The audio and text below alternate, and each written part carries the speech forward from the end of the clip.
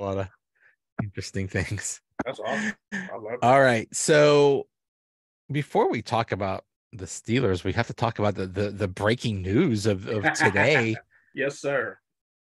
Okay, first of all, before we talk about the trades, it used to be that like the baseball trade deadline was exciting. Mm-hmm. The hockey trade deadline was exciting. I think NBA trade deadline was kind of exciting, It can be, has its but moments. but the NFL trade deadline used to be the most boring thing ever. Nobody ever made a trade, and Right. now there are more trades on today than ever, and Ever. it's crazy and it's exciting. I love stuff like that. I believe Adam Schefter said 10 trades, and that's a record. 10 trades, my 10 trades. And goodness. they were shooting left and right, what, between 1 and 2 o'clock. Yeah, That's incredible. Yeah. they just kept coming. Mm-hmm. And the crazy thing is, even the Steelers were trading. There was all kinds of talk about, are they going to trade Chase Claypool? Right. And Right. and I think everybody said the same thing. I think everybody said, Mm-hmm. yeah, if you get a second round pick, Right. then maybe it's worth it. Yeah. And they did And with then the it happened. Bears. Yeah. And it's Oh my goodness. And then they get a cornerback, mm-hmm. William Jackson the third Right. from Washington. And I think that's very interesting. It is. Um, but what do you think it says about the team? They trade one guy and then they bring another guy in. Yeah. This isn't like, it's not like they're giving up on the season, is it? No, it really doesn't. I think there were a lot of waves and undertones with Chase Claypool that, from what I've heard other media types say, that he may have been a distraction in the locker room. And, I didn't see it. I mean, the times that I was in there, I'd never seen him really say anything. But those that were around more than me could probably have a right to say that they feel that way. And also just the fact that, just as in my opinion, they have enough at receiver where they could make a move like that. I didn't believe it was going to happen, or maybe I'm just very old school. And every time I hear someone jump at a trade, especially involving Pittsburgh, I just don't believe it's going to happen Right. immediately. Right. you know. So maybe it was that case, but then when I saw it, I had to admit for about 5 seconds, I was a little bit surprised that it actually did take place. But even more surprised, like you said, that they got a second round pick. And it just goes to show how desperate Chicago was in getting him. And I heard Green Bay also was willing to give up a second round pick for him too. So isn't Okay. that something? That I think you just blew the whole cover off the thing. That was my question: is why would Chicago want Chase Claypool? Yeah, And maybe they wanted him because Green Bay wanted him. That was probably. a talk of, Mm-hmm. like, everybody was saying, it's like, obviously the Packers need to get another wide receiver, Mm-hmm. and it made a lot of sense for them to trade for Chase Claypool. But then Mm-hmm. eventually they ended up doing nothing. Right. But yeah, it's a kind of a actually, it's a really curious move by the Bears, because they traded Roquan Smith. They traded, I think they traded Roquan Smith to the Ravens. They Mm-hmm. traded their defensive end to last week to the Eagles, Right. They traded him. Yeah. and then they make a trade for a wide receiver. It's weird. It's weird, Yeah. but hey, whatever. It's a great deal for the Steelers, because if the Bears stink, and they probably will, Yeah. that's a high second round pick, and that's Absolutely. awesome. Yeah. And then you have a high second round pick, 2 second round picks overall. And it makes people even forget. I mean, that they gave up that fifth round pick. So I mean and we know fifth round picks aren't, what I'm saying? They aren't as huge. Yeah, They yeah. they have their role, they have their place, but they're not as huge, and it's not really considered a tremendous loss. But yeah, having 2 second round picks in today's game, yeah, that's a bonus, and especially in Pittsburgh's case, because folks, it's always a concern in the offseason. And truthfully, if they needed to use that for something, they could. But I don't think they're going to. I think maybe they're going to dip into the draft and do it like they are known to do it, so they can get better. But as far as getting William Jackson, I really believe that they're finally admitting the fact that the secondary right now just is, I hate to say it, just horrible, man. I mean, watching them on Sunday and watching Jalen Hurts and AJ Brown just continuously burn. In particular, I hate to say this, Akello Witherspoon. Burn him and start calling him Interstate 25 after a while. Yeah. It was clear they were targeting him and it was working. And yeah, that was sad. I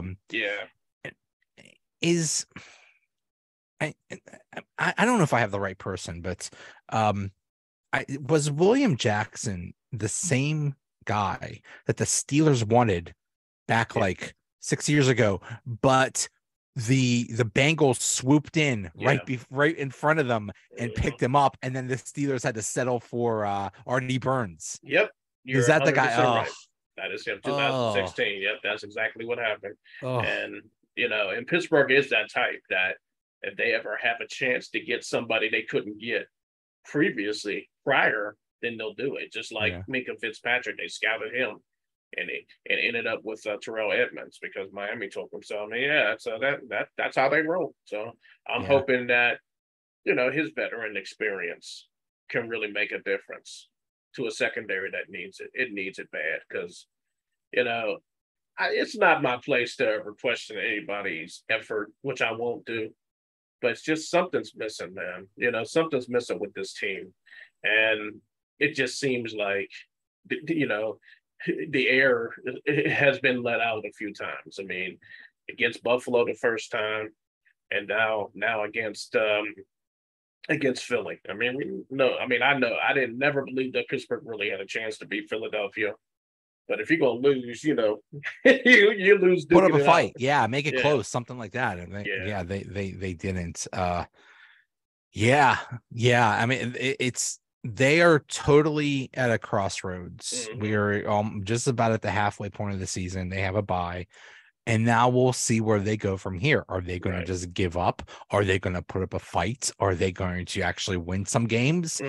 I don't know. That's a big question. That's going to be really interesting to see how this second half of the season develops. Yeah, I mean, I can't see them going out like a lot of folks expect them to, or a lot of folks expect teams to do in this place. I mean, the last time they were 2-6 was in 2006, which was Bill Cowher's final season.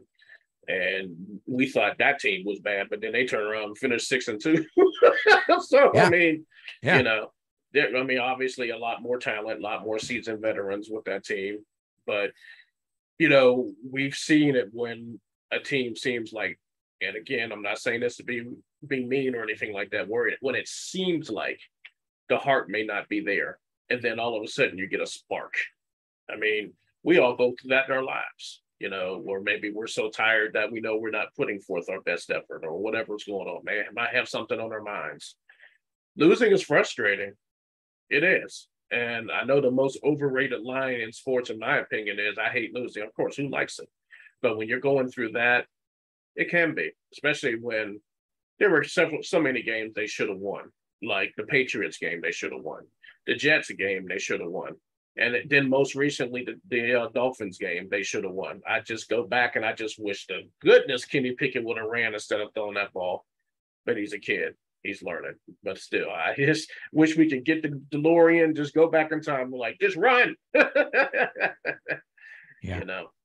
Yeah, if we're talking about this team, instead of being 2-6, they're 4-4 and something like that, this is a completely different conversation. Yeah, for sure.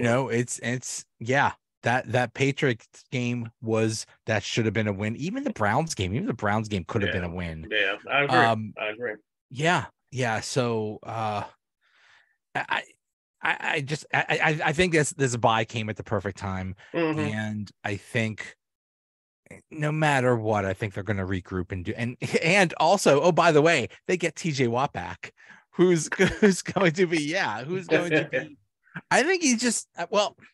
think he's going to change the defense completely. And I Yeah. think it's absolutely crazy that Mhm. one guy, and yes, he is one of the best players in the league, but one guy basically is going to make everything better on that defense. Yes, I agree. And think of like in history, all the players, I mean, all the teams that were impacted by one good defensive player. I mean, look at when Dick Butkus played, and look at when Ray Nitsky played. But thinking they had a few on that team. Look at the Steelers with Joe Green, Jack, and then when he moved on, it was Jack Lambert. But then they played together. And then look at Ray Lewis with with the Ravens. Oh, don't tell him that. Brian Urlacher with the Bears. That one Well, player that could even just make a difference. even now, Mhm. take away on the Cowboys. What's this kid? The kid from Penn State. Now I'm drawing a blank. Anyway, he's he's really good. You take away, people are criticizing the Steelers as like, oh, this is such a highly paid defense and it's nothing. I was like, yeah, well, you take away the best player from any team, and they're, Right. they're not going to do as well. So, For sure. I think TJ Watt is just he's going to help. He's going to help. I'm really excited to see how Alex Highsmith is going to excel, because I think he's been having a good year. Mhm. And now that there's going to be all the attention on TJ Watt, I think Alex Highsmith is going to have a really big second half. Yeah, I believe that. And I'd like to see Malik Reed also do the same, and then see what the line does. Like, Cam has always been one to get his, I guess you could say, 10 sacks. He had 10 last year. And get those sacks coming off the line, as well as all the other linemen. I mean, you have the Marvin Leal, and you have, oh my goodness, why am I forgetting the defensive lineman on the team? Yeah, Larry Ogunjobi. That's who Yeah. I'm really. I hope he's okay. Yeah, hope he's okay. Yeah. Because I think if Larry Ogunjobi is okay and playing well, Mhm. then you have that situation that you had Right. in week 1 in Cincinnati, where that defense was just wreaking havoc. Yeah, And that was incredible. I think that could be really special. And then it doesn't really matter how bad the cornerbacks are, because the quarterback is going to be running for his life. Right. And Yeah. he doesn't have to worry about throwing the ball, because he's That's just for going to sure. be, he can't even throw it. So You're right. we'll see. Oh yeah, so that's Micah Parsons you were talking Micah about. Parsons. Yes. Yeah. Yes. Yeah, he's incredible. He really is. I mean, He and then is. look at the Cowboys. Unbelievable. Who would have thought that? He would have thought it, and it's mostly because of Micah Parsons. Yeah.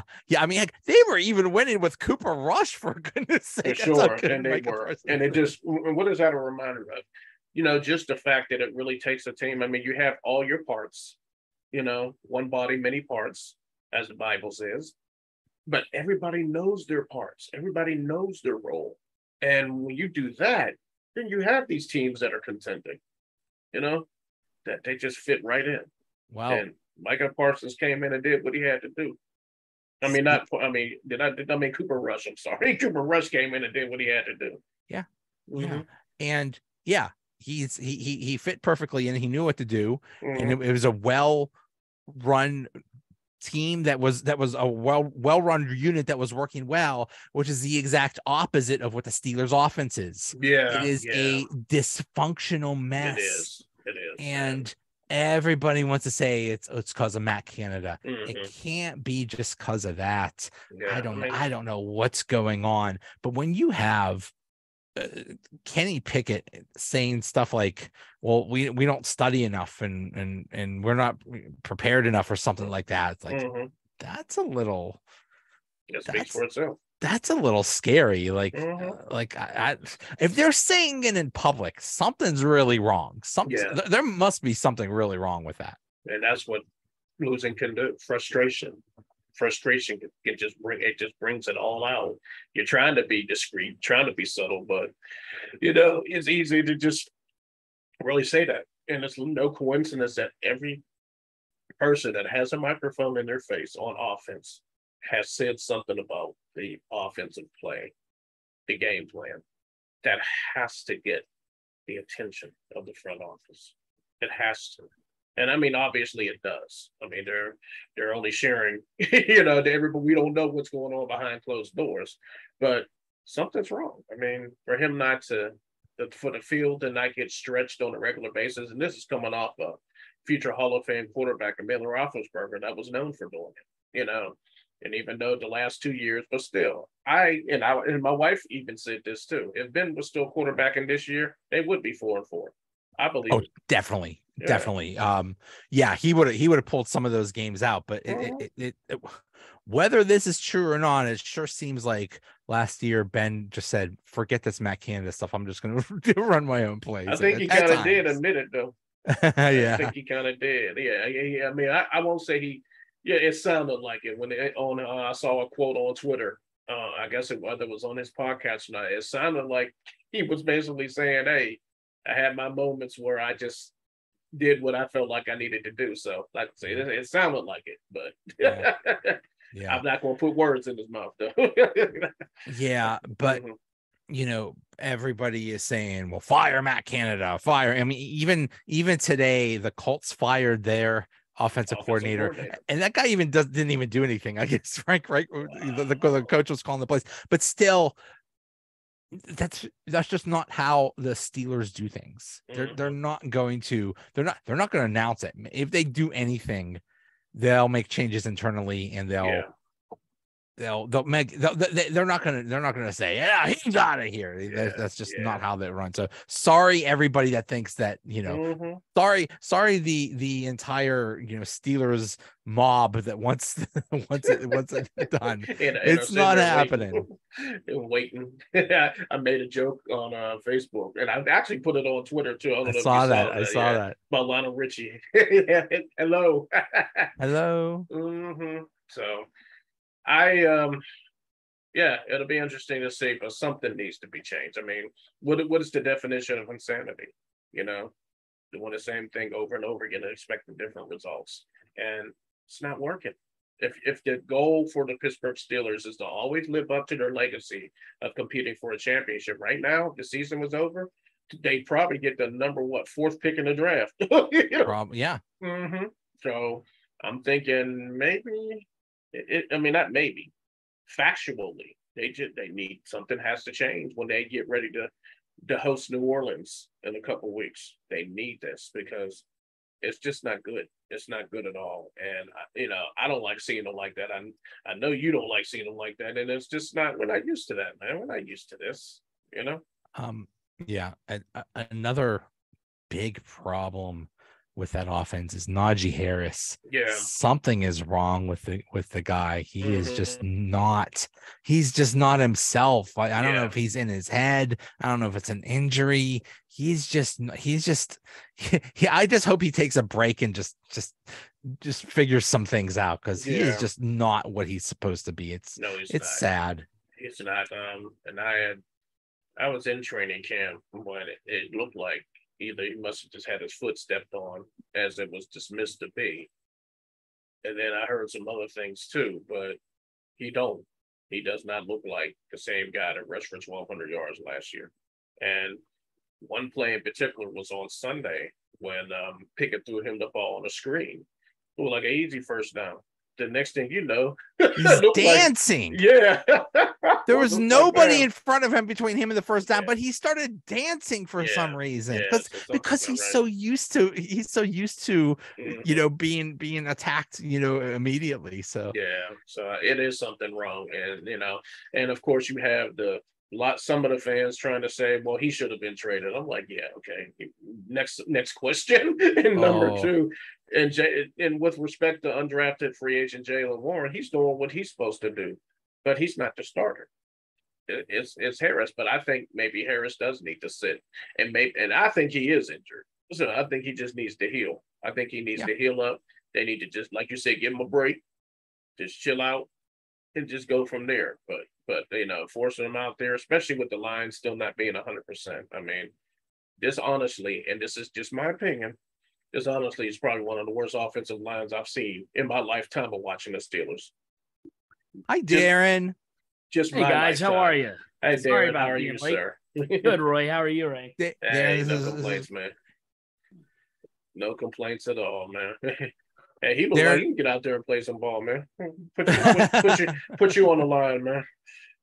Well, they didn't get alignment today, did they? Which is what they really needed.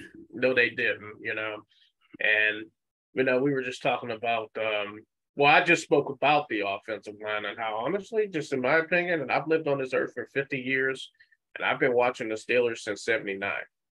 I was fortunate to see that the 4th Super Bowl as a 7-year-old. I just not seen, a worse offensive line than this one right now. And 03, they had their moments. They had a bad offensive line in 03 too. But it was something about this. It seemed like there's no synergy. There's no fundamentals. What's the type of penalties they've been getting? That formation penalty or whatever it's called? Well, several times. It is an absolute.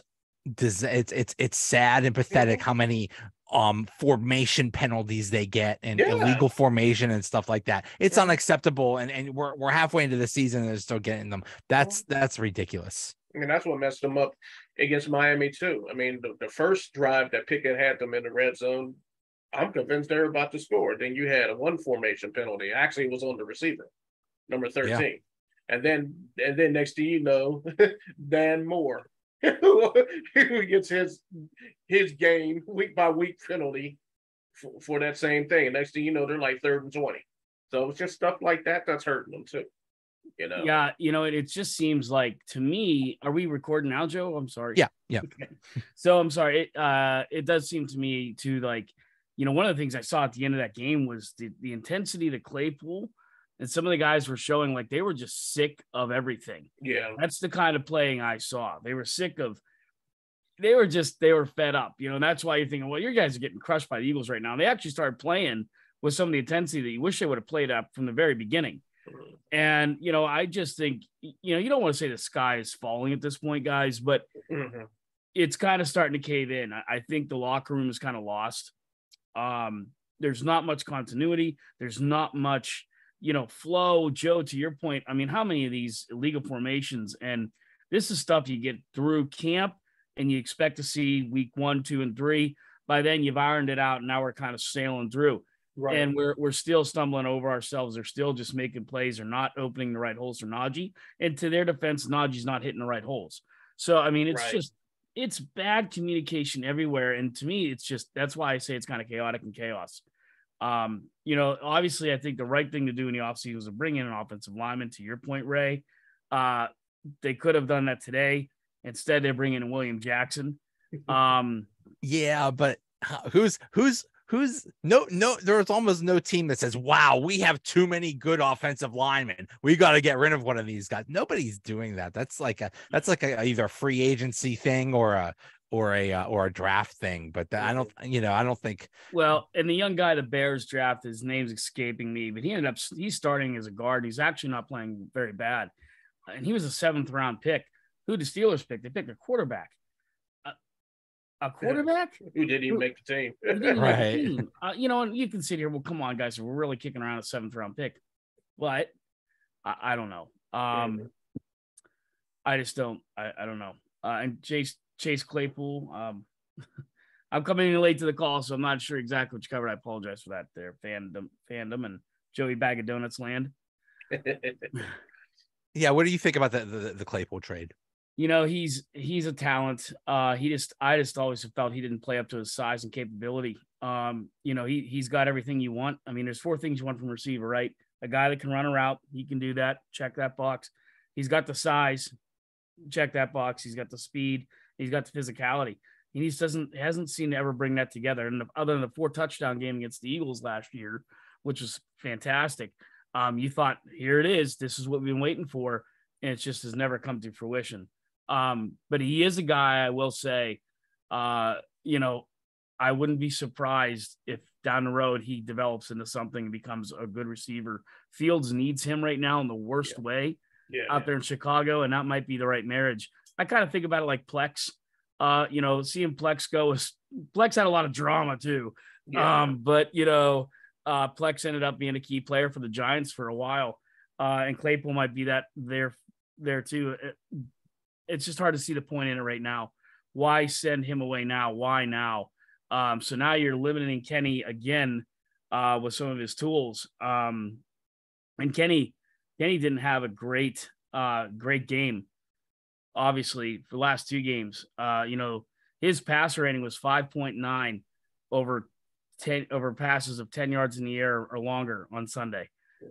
Horrible passer rating, so that's not even developing the way we want to see it. So now you take away Claypool and the guy they brought in, he's a guy, Tomlin wanted him.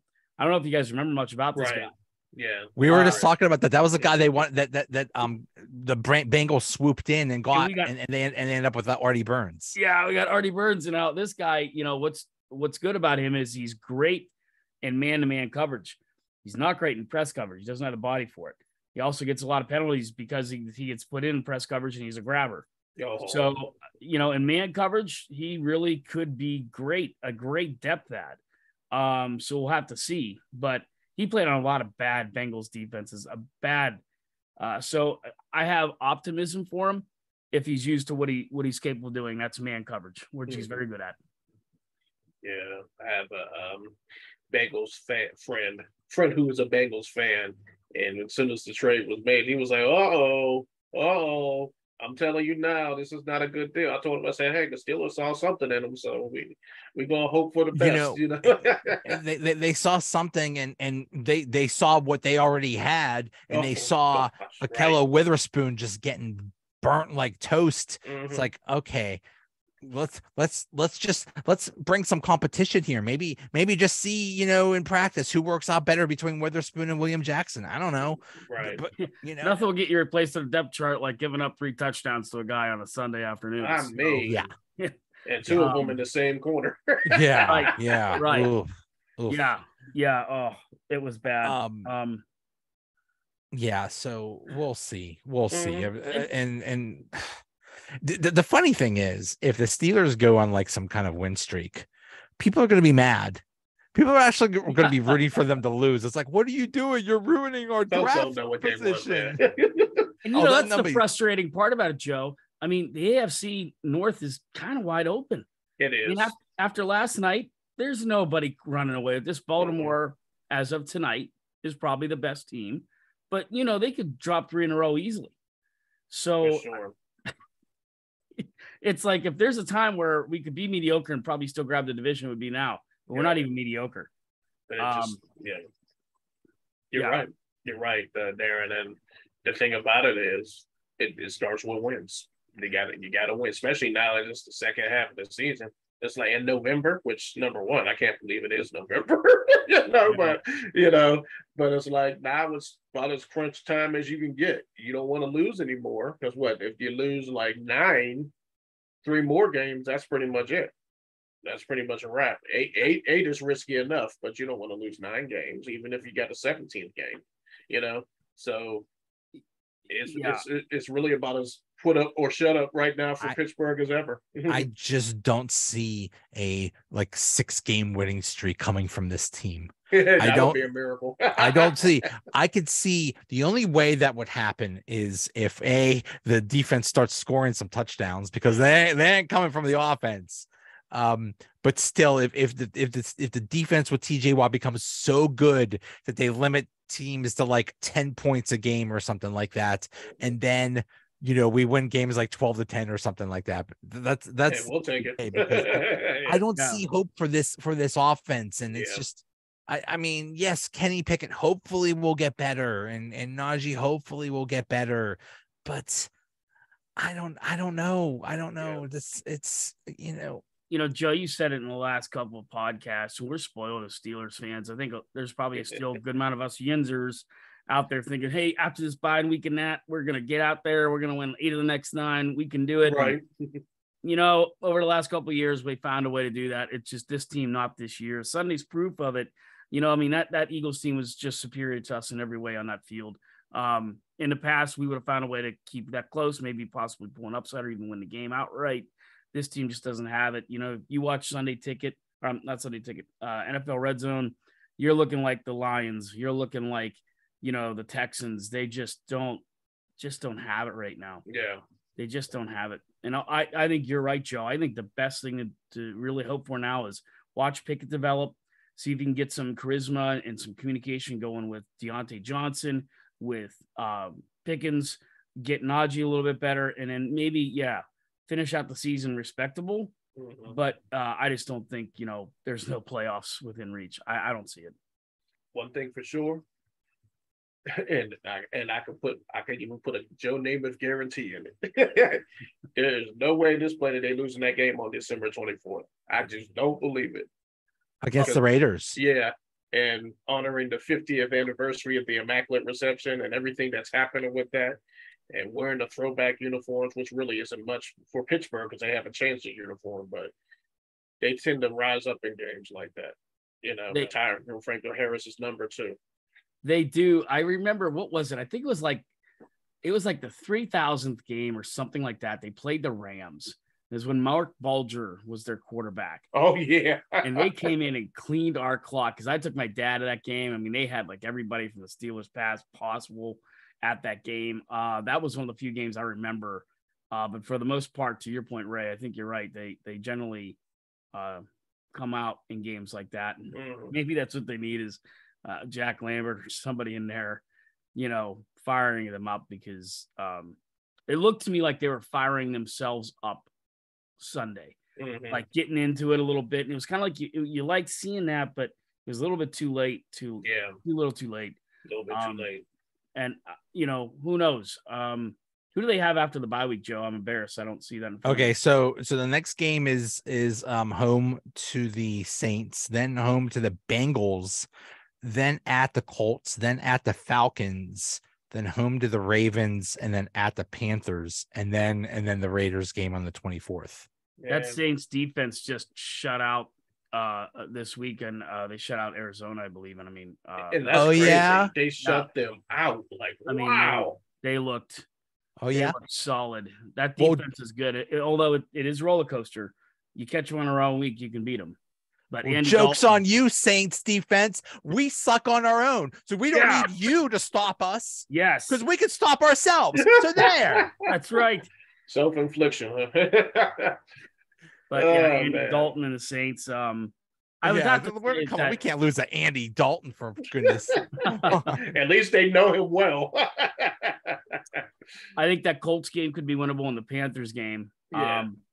And honestly, right now, the way the Bengals looked last night, call me crazy, but the Bengals game might be winnable, especially if Watt's back. Yeah. Wouldn't that be funny? Like Watt comes back, he left, destroying the Bengals single-handedly. He comes back and destroys them again. Joe Burrow's like, "What? You again? Right. We took care of you." Yeah, no.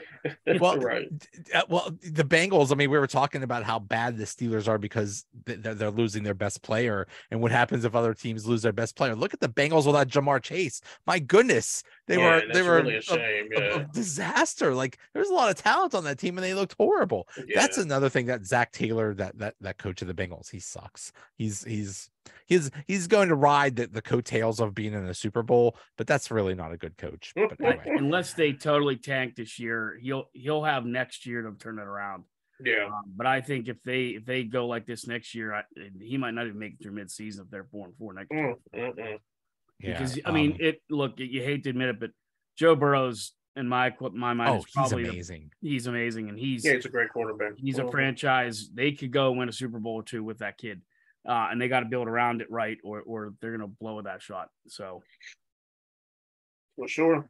I just hope. One thing I heard, I think this is from Jerry Dulac. He said something about Matt Canada when he makes the game plan. He just does it by himself.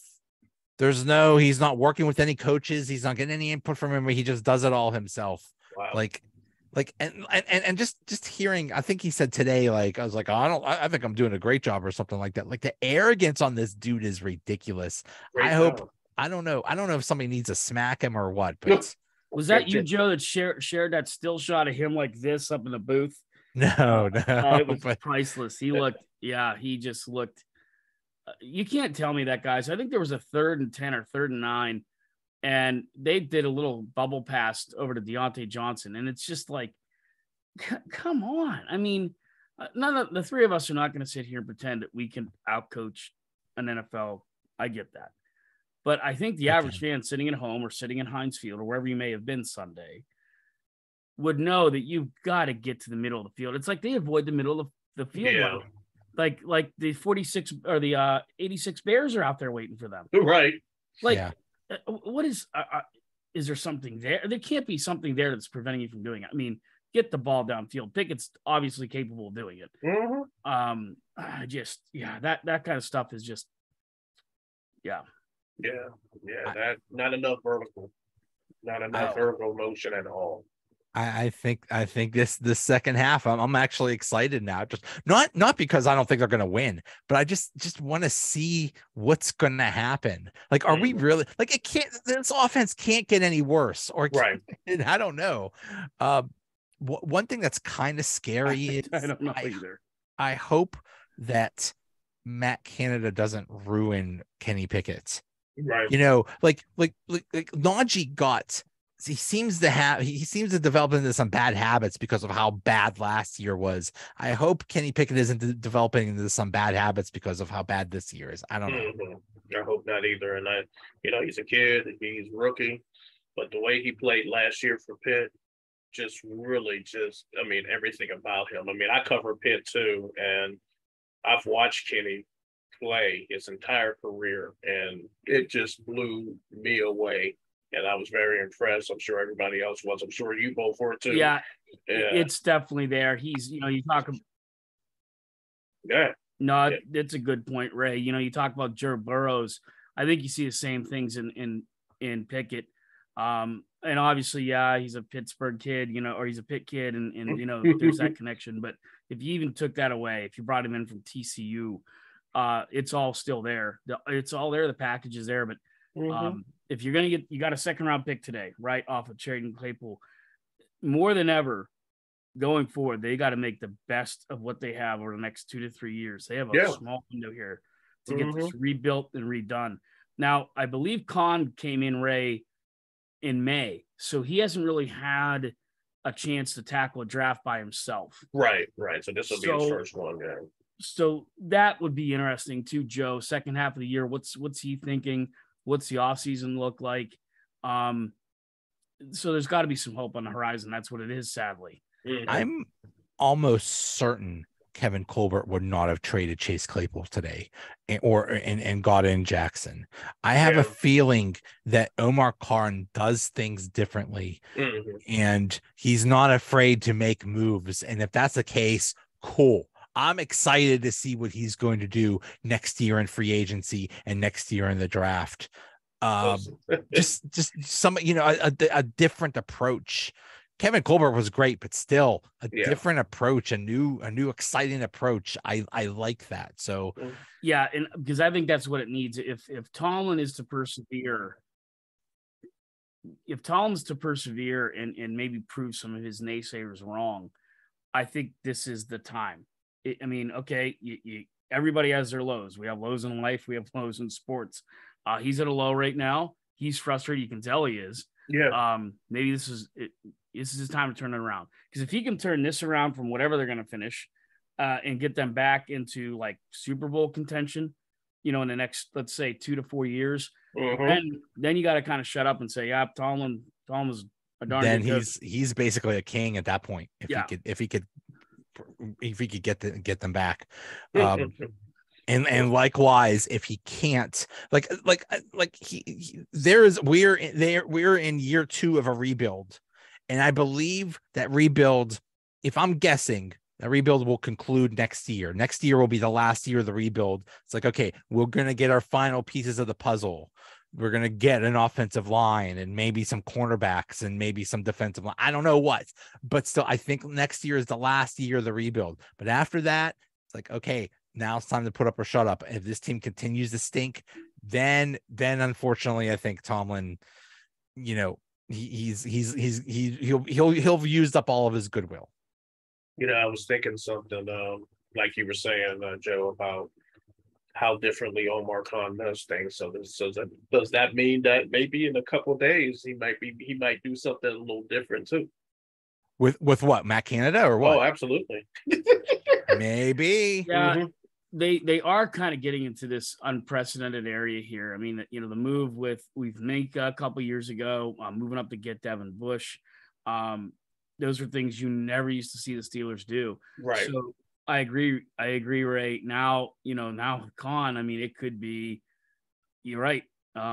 He can make moves that we never have seen before, that we're just not used to. But that's what you need. I keep thinking back to the Kansas City Chiefs the year before Mahomes took them to the Super Bowl. That offensive line was putrid, and it's the big reason they didn't go.